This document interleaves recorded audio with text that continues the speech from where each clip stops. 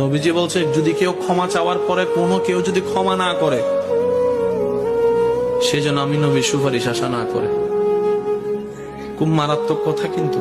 সেজন্য নবীজি বলছেন, হে আমার উম্মত, যা জামিলা হয়েছে, যার সাথে হয়েছে, তুমি ক্ষমা করে দাও, তুমি ক্ষমা করে দাও। সে ক্ষমা চাক না চাক তুমি মাফ করে দাও। তুমি যদি মাফ করলে তোমার ইজ্জতের কমতি হয়, আমি মুস্তাফা থেকে হাসরের ময়দানে তোমার ইজ্জত বুঝে নিও। বিশ্বাস করেন, প্রতিশোধের যতটুক শান্তি তার চাইতে বড় শান্তি হচ্ছে মাফ করে দেওয়া। আমাকেও বলার দরকার নাই, কাউকে শোনানোর দরকার নাই। আপনার জীবনের সবচেয়ে বড় শত্রু যে ইনডোর হোক, আউটডোর হোক, ঘরের হোক, বাহির হোক, যার সাথে আপনার বনেও না, যার সাথে চেহারা দেখতে ইচ্ছে করে না, এরকম কেউ থাকলে শুধু মনে মনে আমার দিকে তাকাই হলো কথাটা রাখার জন্য, শুধু মনে মনে বলেন, যা তোর মাফ করে দিলাম। দেখবেন আপনার মনে এটা কেমন যেন একটা শান্তি লাগা শুরু করবে।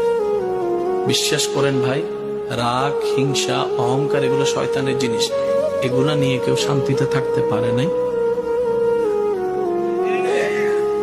হারালেই জিতা যায় না, হারালেই। অনেকে আছে কই মামলা করছে, আমি কি হারবো নাকি? দরকার হলে 10 খানি যা জমি আছে এগুলো সব বিক্রি করে দিব, তারপরও জিতে লাগবে। আপনি 10 খানি জায়গা শেষ করে আপনি জিতে গেলেন, এবার আপনার আছে কি? এবার আপনার ছেলে মেয়েরাই তো আপনার 14 গোষ্ঠী দোয়াই ফেলবে। বাস্তব যেটা সেটা বলেন না রে ভাইয়া। তো সেজন্য আল্লাহর ওয়াস্তে নবীর সুন্নত হচ্ছে জীবনে শান্তিতে থাকার সবচেয়ে গুড ওয়ে। আল্লাহ পাক আমাদের সবাইকে বুঝার তৌফিক দেন।